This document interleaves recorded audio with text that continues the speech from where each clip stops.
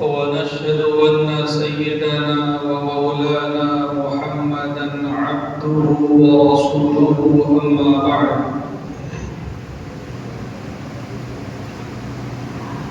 فأعوذ بالله من الشيطان الرجيم بسم الله الرحمن الرحيم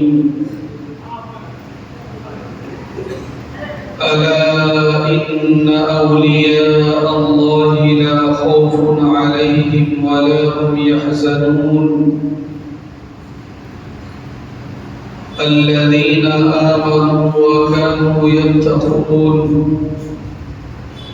لهم البشرى في الحياة الدنيا وفي الآخرة لا تبديل لكلمات الله ذلك الفوز العظيم وقال تعالى ويطعمون الطعام على حبه مسكينا ويتيما وأسيرا إنما نطعمكم لوجه الله لا نريد منكم جزاء ولا شكورا وقال تعالى أرأيت الذي يكذب بالدين فذلك الذي يدعو اليتيم ولا يحض على طعام المسكين صدق الله العظيم وقال النبي صلى الله عليه وسلم من عادى لي وليا فقد آذنته بالحرب وقال طعام الواحد يكفي الاثنين وطعام الاثنين يكفي الأربعة أو كما قال صلى الله عليه وسلم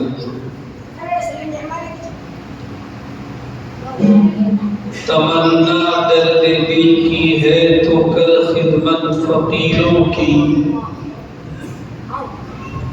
تمنا درد دل کی ہے تو کر خدمت فقیروں کی نہیں ملتا ہے یہ گوہر بادشاہوں کے خزینوں میں نہ پوچھ ان خرقہ پوشوں کی ارادت ہو تو دیکھ ان کو نہ پوچھ ان خرقہ پوشوں کی ارادت ہو تو دیکھ ان کو یدے بیضا لیے بیٹھے ہیں اپنی آستینوں میں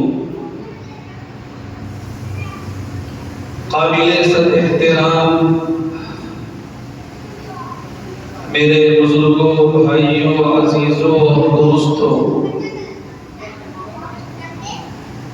یہ ربیع الثانی کا مہینہ چل رہا ہے اس مہینے کی 11ویں تاریخ کو اسلامی تاریخ کی ایک عظیم ہستی کا وہ یہ رحلت کا دن ہے اسی مناسبت سے پچھلے ہفتے آپ حضرات کے سامنے سلطان الاولیاء محبوب سبحانی ذل رحمانی شیخ عبد القادر جیلانی رحمۃ اللہ علیہ ان کی زندگی کے کچھ واقعات اور اس سے ملنے والے اسباق کا تذکرہ ہوا میں نے بارہا عرض کیا ہے کہ ان بزرگوں کی سیرت اس میں اتنے عبرت و نصیحت کے پہلو ہیں کہ ایک جمعہ نہیں کئی جمعے اگر کسی ایک بزرگ کی زندگی کے حالات کو بیان کیا جائے تو وہ بھی ناکافی ہو لیکن مسئلہ یہ ہے کہ جس بزرگ کا تذکرہ چھڑا ہے وہ کوئی عام بزرگ نہیں ہے، بلکہ بزرگوں کی صف میں جن کو امام ہونے کی حیثیت حاصل ہے، ہمیں یہ بات سمجھنا چاہیے کہ جس طرح ہماری زندگی کے مختلف گوشے ہیں، اسی طرح خدمت اسلام کے لائن سے اگر آپ غور کریں تو بعض علماء وہ ہیں جنہوں نے علم و فقہ کے ذریعے سے دین کی خدمت کی اور اس میں نمایاں مقام حاصل کیا۔ بعض اللہ کے نیک بندے وہ ہیں جنہوں نے میدان جہاد کو اپنے لیے منتخب کیا اور اس میں جو ہے اپنا نام انہوں نے پیدا کیا۔ اور بھی اس کے علاوہ بہت سارے ڈپارٹمنٹس ہو سکتے ہیں، بہت سارے شعبے ہو سکتے ہیں۔ تو اللہ سے تقرب حاصل کرنا، اللہ کے نزدیک مقام و مرتبہ حاصل کرنا اور اللہ کا محبوب بندہ بننا، اس لائن میں جن بزرگوں کے نمایاں نام ہیں ان میں سب سے نمایاں جو شخصیت ہے وہ حضرت شیخ عبد القادر جیلانی رحمۃ اللہ علیہ کی شخصیت ہے۔ یہی وجہ ہے کہ ان کے نام کے ساتھ جو بہت سارے القاب جوڑے جاتے ہیں، بعض القاب تو وہ ہیں جو بہرحال مناسب نہیں ہے عقائد کے اعتبار سے، دینی تعلیمات کے اعتبار سے، یہ غلو ہے، یہ زیادتی ہے اور اسلام میں وہ بھی ناجائز ہے۔ بہرحال ان کا ایک لقب یہ بھی دیا گیا پیرانے پیر۔ عام لوگوں کے جو دینی رہنما ہوتے ہیں، جو دینی مربی ہوتے ہیں، انہیں پیر کے لقب سے یاد کیا جاتا ہے، لیکن جو پیروں کے پیر ہوں، ظاہر سی بات ہے ان کا مقام بڑا بلند ہوتا ہے۔ شیخ عبد القادر جیلانی رحمۃ اللہ علیہ کی شخصیت وہ ہے۔ میرے بزرگوں، ان کی زندگی کا ایک دو واقعہ میں نے آپ کے سامنے عرض کیا، لیکن آج مناسب معلوم یہ ہوتا ہے کہ ہم اس بات کا تذکرہ کریں کہ شیخ عبد القادر جیلانی رحمۃ اللہ علیہ کیسے ماں باپ کی اولاد ہے۔ ظاہر سی بات ہے وہ بچہ جسے اللہ نے اتنا بلند مقام عطا کیا اور جسے اللہ نے ایک بڑی تعداد میں لوگوں کی اصلاح کے لیے اور غیر مسلموں کی ایک بڑی تعداد، یہود و نصارہ کی ایک بڑی تعداد کو اسلام میں داخل کرنے کے لیے قبول فرمایا، یقیناً ان کے والدین میں بھی کچھ نہ کچھ نمایاں بات ہوگی، تبھی ایسی عظیم شخصیت دنیا میں نمودار ہوئی اور ایسا عظیم بچہ دنیا میں نمودار ہوا کہ تقریباً 900 سال گزرنے کے بعد بھی آج تک لوگ انہیں یاد کر رہے ہیں، بلکہ ان کے علم سے ابھی تک لوگ فائدہ اٹھا رہے ہیں۔ تفسیر کے ایک بہت بڑے امام ہیں، تفسیر کبیر کے نام سے ایک تفسیر کی بڑی عظیم الشان کتاب ہے جس کے مصنف کا نام امام رازی ہے۔ علامہ اقبال علیہ الرحمہ نے کسی موقع پر کہا تھا کہ تیرے ضمیر پر جب تک نہ ہو نزول کتاب، گرہ کشا ہے نہ رازی نہ صاحب کشا۔ یہاں پہ علامہ اقبال نے جس راضی کا تذکرہ کیا ہے وہ وہی امام راضی ہے جو صاحب تفسیر کبیر ہیں، جنہوں نے تفسیر کبیر جیسی عظیم الشان تفسیر لکھی۔ بہرحال انہوں نے یہ لکھا ہے کہ اذا كانت العود معوجة فكيف يستقيم الظل، کہا کہ یہ کیسے ہو سکتا ہے کہ ایک لکڑی ٹیڑھی ہو لیکن اس کا سایہ سیدھا ہو۔ لکڑی اگر سیدھی ہوتی ہے تو اس کا سایہ بھی سیدھا ہوتا ہے، اور لکڑی اگر ٹیڑھی ہوتی ہے تو اس کا سایہ بھی ٹیڑھا ہوتا ہے۔ یہ انہوں نے مثال دی کہ اگر بچوں کے اندر صلاح ہے، تقوی ہے، پرہیزگاری ہے، بچے اگر نیک ہیں تو یہ بہرحال والدین کی نیکی کا اثر ہے، اور خدا نخواستہ اگر بچوں کے اندر کسی طرح کی کمی ہے تو یہ بہرحال کسی نہ کسی درجے میں والدین کی کمی کا نتیجہ ہے۔ ہمیں اکثر لوگ جو ابھی یہاں بیٹھے ہیں یا جن لوگوں کے کانوں تک میری آواز پہنچ رہی ہے، اگر وہ گارجین شپ کے مرحلے میں ہے تو انہیں اس بات کی فکر کرنا چاہیے کہ میں جس بات کی تاکید اپنے بچے یا بچی کو کر رہا ہوں یا کر رہی ہوں، وہ بات پہلے درجے میں میرے اندر پائی جانی چاہیے۔ آپ حضرات نے ملاحظہ کیا ہوگا، کبھی کبھی ایسا ہوتا ہے ایک بے نمازی شخص اپنے بچوں کو نماز کی تاکید کرتا ہے، ایک سگریٹ پینے والا شخص اپنے بچوں کو تاکید کرتا ہے کہ سگریٹ جو ہے بہت مضر چیز ہے،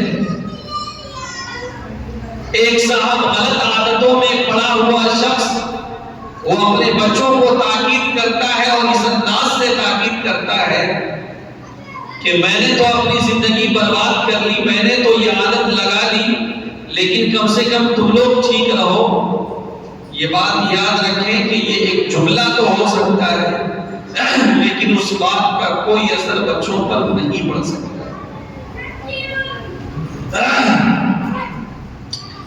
بچوں کی تعلیم اور تربیت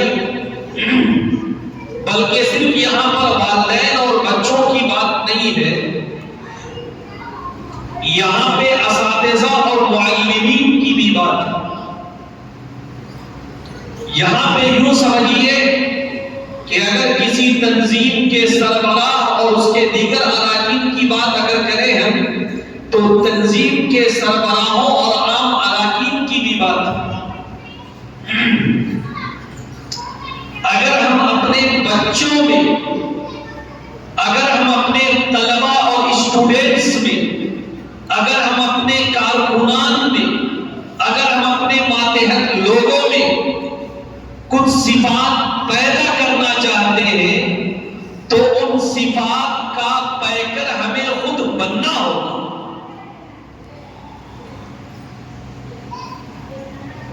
اگر ہم یہ چاہتے ہیں کہ ہمارے بچے، ہمارے اسٹوڈنٹس، ہمارے طلباء، ہماری طالبات، ہمارے ماتحت میں رہنے والے لوگ وہ اچھے اخلاق کا، اعلیٰ اخلاق کا، اچھے کیریکٹر کا اگر وہ پیکر بنے تو سب سے پہلے ہمیں خود کو اس سانچے میں ڈالنا ہوگا، بلکہ اعلیٰ درجے کے سانچے میں اپنے آپ کو ڈالنا ہوگا۔ کسی موقع پر حضرات صحابہ کرام نے اللہ کے رسول سے اپنی بھوک کی شکایت کی اور ان حضرات نے اپنے کرتے کا دامن، اپنا کپڑا اٹھا کر حضور کو دکھایا کہ ہمارے پیٹ میں ایک پتھر بندھا ہے۔ تو اللہ کے رسول نے جب اپنا کرتا اور اپنا کپڑا اٹھایا تو اللہ کے رسول کے پیٹ میں 2 پتھر بندے تھے۔ بزرگوں نے لکھا ہے کہ اگر ہم چاہتے ہیں کہ ہمارے بچے 5 وقتہ نماز کے عادی بنے تو ہمیں تہجد کا پابند بننا پڑے گا۔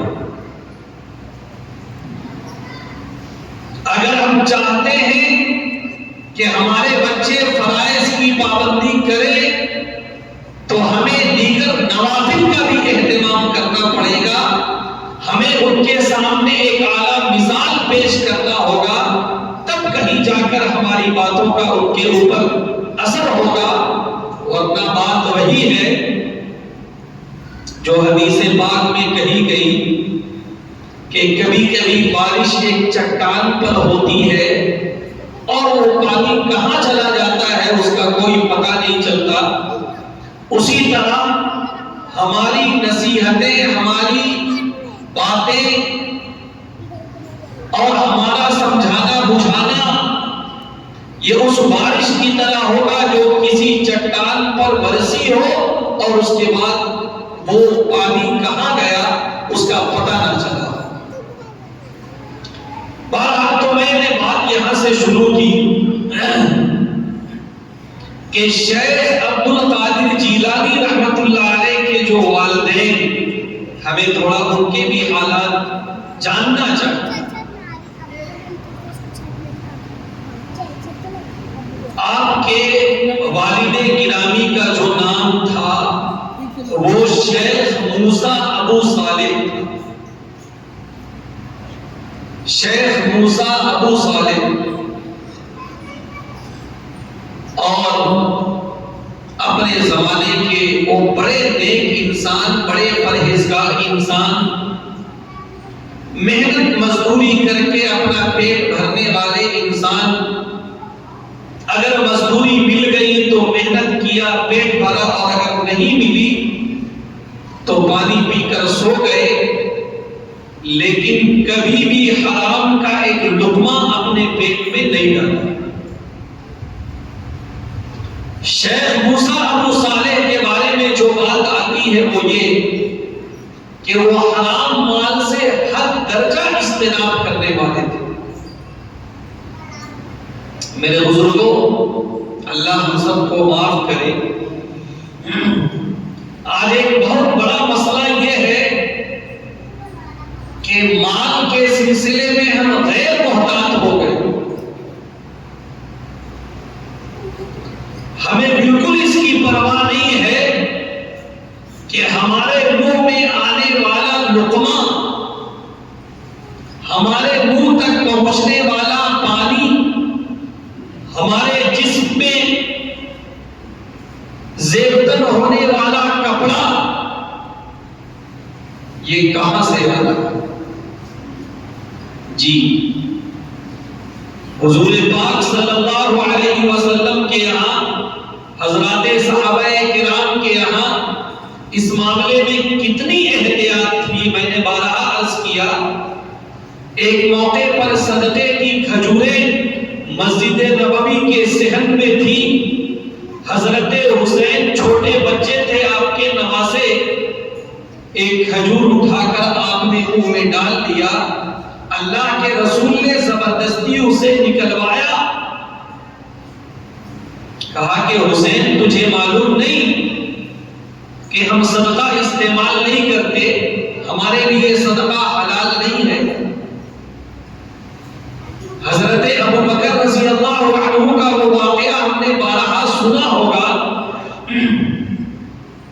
کہ بھوک کی شدت کا عالم تھا، آپ کے ایک غلام نے ایک کھانا آپ کو پیش کیا، بھوک کی شدت میں ایک لقمہ ڈال دیا، بعد میں پوچھا کہ یہ کھانا تمہیں کہاں سے ملا؟ تو اس غلام نے کہا کہ جب میں اسلام میں نہیں تھا تو میں جھاڑ پھونک کیا کرتا تھا مندروں سے، تو اس زمانے میں نے کسی کو جھاڑ پھونک کیا اور اس کو فائدہ ہو گیا، کل وہ ہم کو ملا، اس نے کچھ کھانے پینے کی چیز ہمیں دی، وہیں سے یہ کھانا ہے۔ ظاہر سی بات ہے یہ ناجائز کھانا، حرام کھانا مشکوک کھانا. حضرت ابو بکر رضی اللہ عنہ نے الٹی کرنا چاہا، الٹی جب نہیں ہوئی تو پانی منگوایا، خوب پانی پیا اور الٹی کرتے رہے یہاں تک کہ وہ لقمہ باہر آ گیا. تو حرام مال سے، ناجائز مال سے، مشکوک مال سے حد درجہ اجتناب یہ ضروری ہے. آج کے زمانے کا ایک بہت بڑا مسئلہ ٹینشن، ڈپریشن، ذہنی امراض، ذہنی پریشانیاں، سکون و اطمینان کا نہ ہونا، نیند کا نہ آنا، اور آج کے زمانے کی جو کامن بیماریاں ہیں آپ دیکھیں،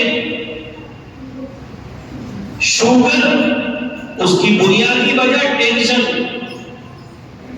بی پی بنیادی وجہ ٹینشن.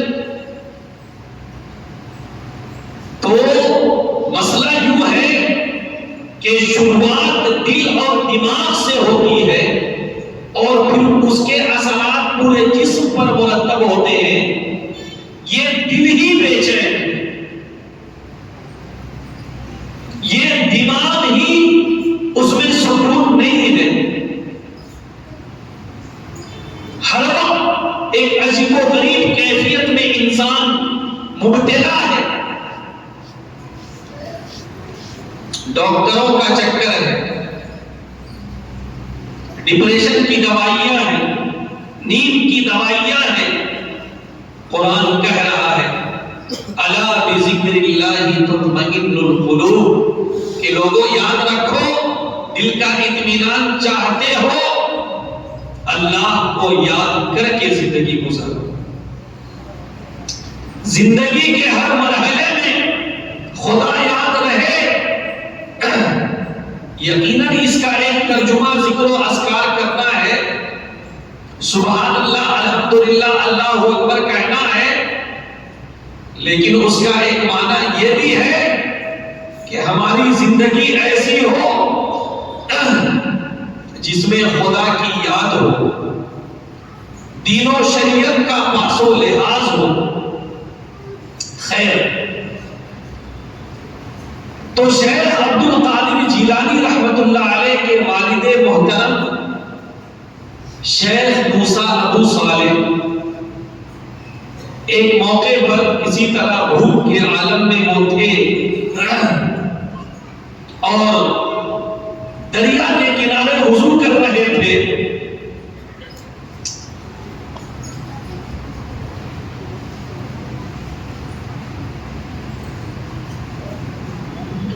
وضو کرتے ہوئے آپ نے دیکھا کہ ایک سیب بہتا ہوا چلا آ رہا ہے.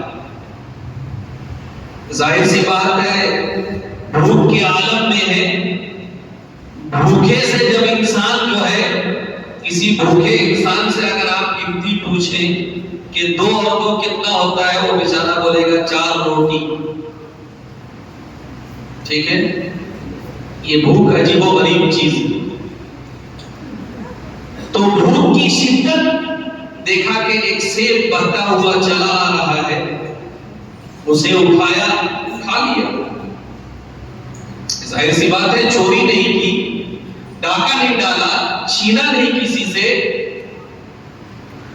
لیکن جب کھا لیا احساس ہوا کہ یہ سیب تو میرا نہیں تھا اور جس کا بھی تھا اس سے تو میں نے اجازت نہیں لی.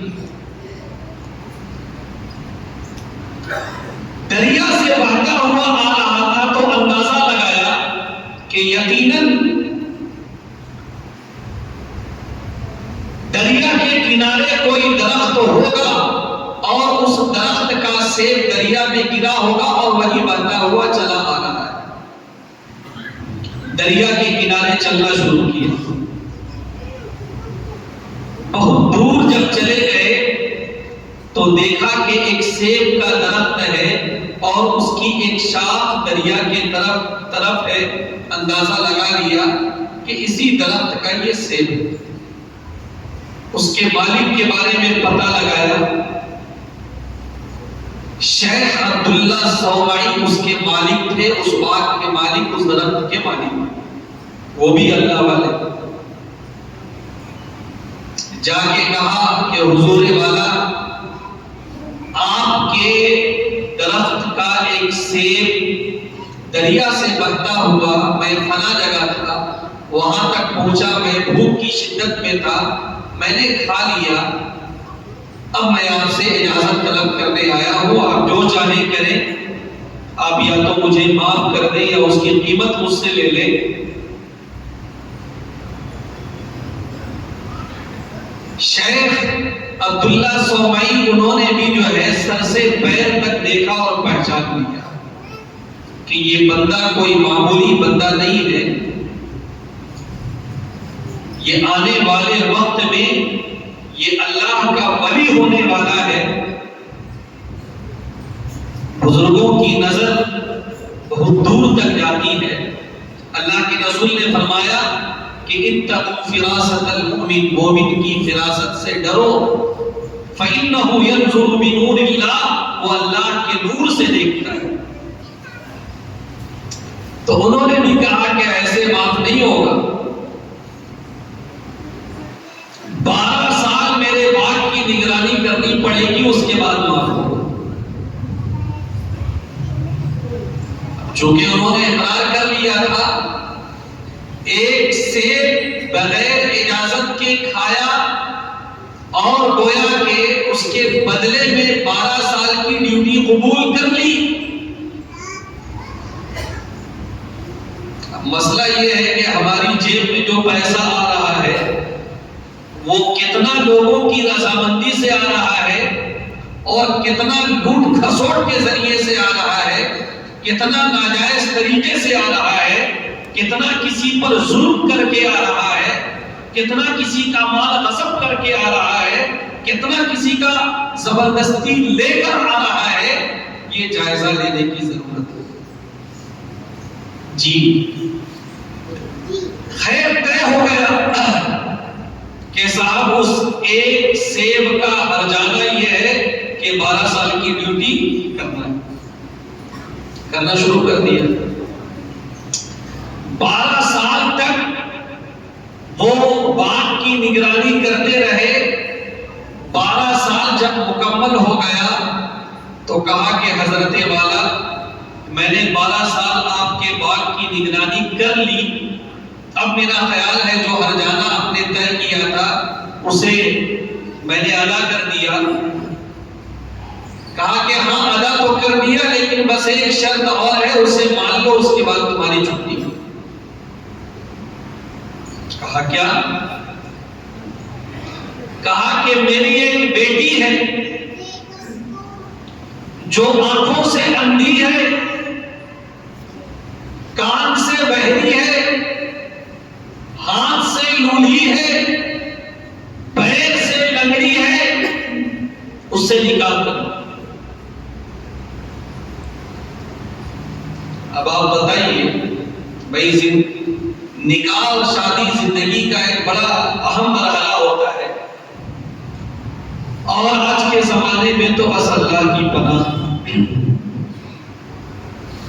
اگر کسی والدین کو اللہ نے خوبصورت نوجوان بیٹا دیا ہو اور خدا نخواستہ اگر اس کی ٹھیک ٹھاک کہیں پہ جاب لگ جائے اور اس کے بعد صاحب وہ ویل سیٹلڈ اگر ہو جائے بزنس وغیرہ کے اعتبار سے، اگر کوئی کمی رہے تو تھوڑا موڑا کمپرومائز تو کر لیا جاتا ہے، لیکن اگر کوئی خوبصورت نوجوان ہو اور شادی سے پہلے اگر وہ ویل سیٹلڈ ہو جائے، سرکاری نوکری لگ جائے اور اس کے بعد جو ہے اچھا بزنس وغیرہ سیٹ کر لے، تو بیچارے آس پاس میں جو رشتہ لگانے کا کام کرتے ہیں، آپ لوگ جانتے ہیں ہر علاقے میں ہوتے ہیں، اب تو میرج بیورو بھی کھل رہا ہے، وہ لوگ اپنی فائل کی فائل پیش کر کر کے تھک جاتے ہیں، کوئی لڑکی ان کو سمجھ میں نہیں آتی۔ یہ تماشا ہے یا نہیں؟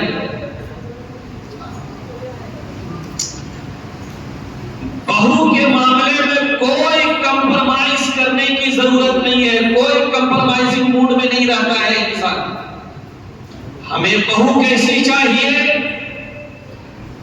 وہ خوبصورت بھی چاہیے، وہ پڑھی لکھی بھی ہونی چاہیے، وہ مالدار بھی ہونا چاہیے، اور صرف لڑکی نہیں، لڑکی کے گھر والے بھی مالدار ہونے چاہیے، ان کے بھائی لوگوں کا کیا سیٹلمنٹ ہے وہ بھی دیکھنا ہے۔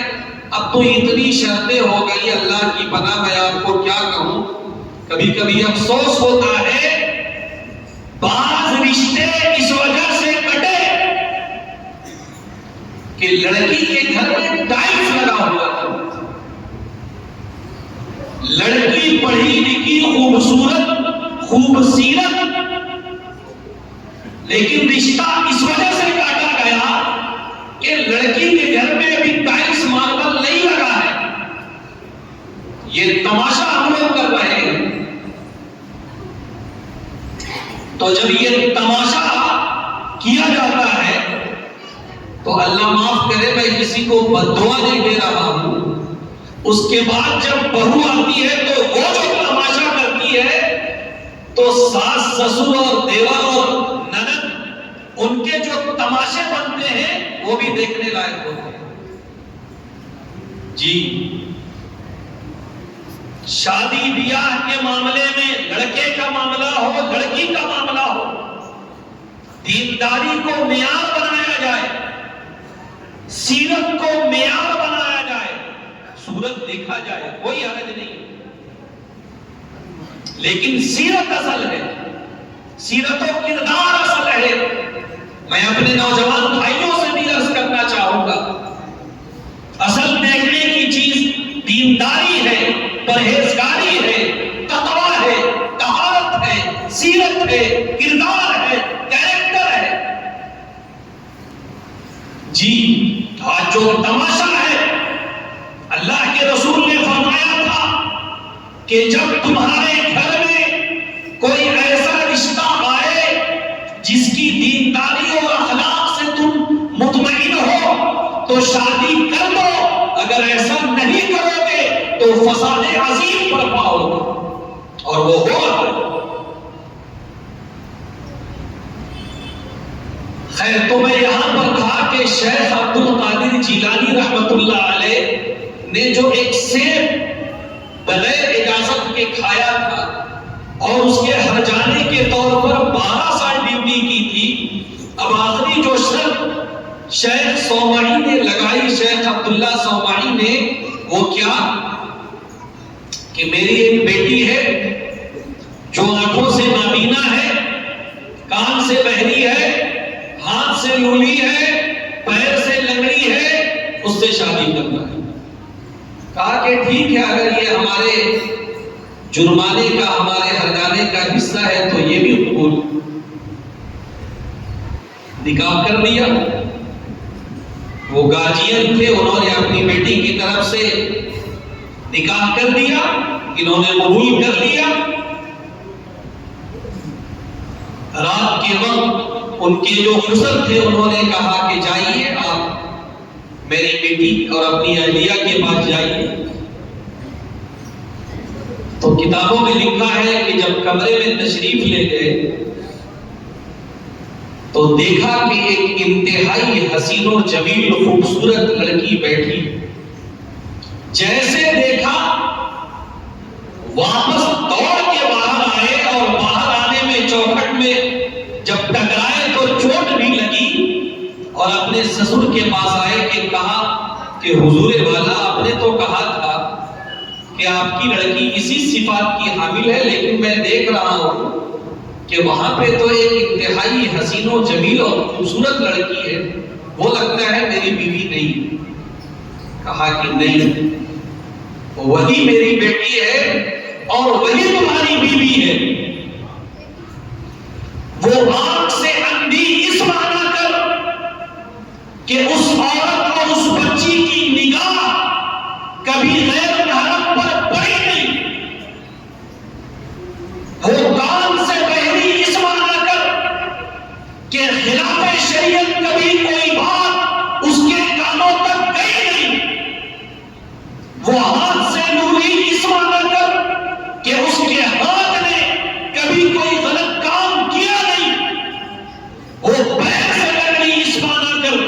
کہ اس کے قدم کبھی گناہ کی طرف بڑھے نہیں. یہ تھا اس کا معنی. میرے نوجوانوں، میرے عزیزوں، اب غور کرو کہ جب ایک انسان نیکی کی زندگی گزارتا ہے، آج بہت بڑا مسئلہ ہے، موبائل نے جو تباہی مچائی ہے، اللہ کی پناہ. میں اپنے نوجوان بھائیوں سے بڑے ادب کے ساتھ عرض کرنا چاہوں گا، اپنی جوانی کی حفاظت کرو، اپنی نگاہوں کی حفاظت کرو، اپنے آپ کی حفاظت کرو. جب حفاظت کے ساتھ رہو گے، اس طرح کے مرحلے جب آئیں گے، اللہ تمہیں ایسی نعمت عطا کرے گا کہ جس کا تصور بھی تم نے نہیں کیا ہوگا. خیر، شادی ہو گئی، نکاح ہو گیا. شیخ عبداللہ صومعی نے یہ بھی شرط لگائی تھی کہ شادی کے بعد مزید 2 سال رہنا ہے. 2 سال انہوں نے وہاں پہ وقت گزارا اور اس کے بعد پھر اپنے وطن تشریف لے آئے.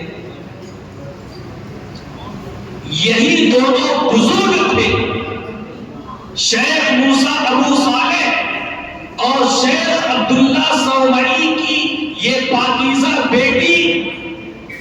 انہی دونوں ماں باپ کے ذریعے سے جو بچہ اس دنیا میں آیا اسے ہی شیخ عبد القادر جیلانی کہتے ہیں. اور بھی بے شمار واقعات ہیں. ایک مختصر سی بات عرض کر کے میں اپنی جگہ لوں کہ شیخ عبد القادر جیلانی رحمت اللہ علیہ کی ولادت میں بھی اللہ کی قدرت کا ظہور ہوا. یہ دونوں نیک انسان،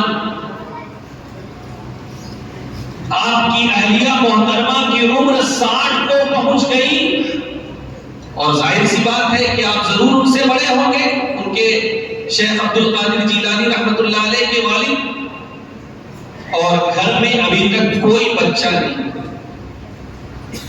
یہ بات یاد رکھی جائے. بسا اوقات ہم دیکھتے ہیں اللہ کا ایک نیک بندہ ہے، نیک بندی ہے، لیکن اس کے گھر میں اولاد نہیں ہے تو خدا نخواستہ یہ تصور کر لینا کہ یہ گنہگار ہے، یہ فلاں ہے، یہ اللہ کی مرضی. حضرت ابراہیم علیہ السلام 90 سال کی عمر پہنچ گئی، کوئی اولاد نہیں ہے، یہ تو اللہ کی مرضی. خیر، تو میں عرض کر رہا تھا کہ ان کی ولادت میں بھی ایک عجیب و غریب بات پیشی آئی کہ جب آپ کی والدہ محترمہ 60 سال کی تھی، گویا کہ بوڑھی ہو گئی تھی. اور یہ بھی ایک مسئلہ ہے کہ عورت کے ماں بننے کا بھی ایک وقت ہوتا ہے. اس وقت کے گزر جانے کے بعد وہ ماں نہیں بن سکتی. اور ظاہر سی بات ہے کہ 60 سال کی عمر جو ہوتی ہے وہ تو بڑھاپے کی عمر ہوتی ہے، تو وہ عام طور سے ماں بننے کا وقت نہیں ہوتا ہے. لیکن اس عمر میں وہ ماں بنی اور جو بچہ نمودار ہوا ان کا ہی نام شیخ عبد القادر جیلانی رحمت اللہ علیہ ہے. 5 سال کی عمر تھی، آپ کے والد محترم شیخ موسیٰ ابو صالح ان کا انتقال ہو گیا، اور اس کے بعد آپ کی تربیت کی جو ذمہ داری نبھائی ہے وہ آپ کی والدہ محترمہ نے، شیخ عبداللہ صومعی نے، اور ان کی شیخ عبداللہ صومعی کی بچی نے. اسی لیے میں بارہا عرض کرتا ہوں، میری باتیں اگر میری مائیں اور بہنیں سن رہی ہیں تو وہ اس بات کو ذہن میں رکھیں کہ آپ کی اولین ذمہ داری بچوں کی تربیت ہے. ان کے اندر خدا اور رسول کا ڈر بٹھانا ہے، ان کے اندر دین کا پاس و لحاظ بٹھانا ہے، ان کے اندر شریعت کا احترام بٹھانا ہے. انہیں یہ بات سمجھانا ہے کہ اصل کامیابی آخرت کی کامیابی ہے، اور زندگی جو ہمیں گزارنی ہے وہ شریعت کے مطابق گزارنی ہے. اللہ سے دعا کرے کہ کہ اللہ ہمیں ان واقعات سے عبرت و نصیحت کے جو پہلو ہیں اسے اختیار کرنے کی توفیق سے نوازے. آمین. وآخر دعوانا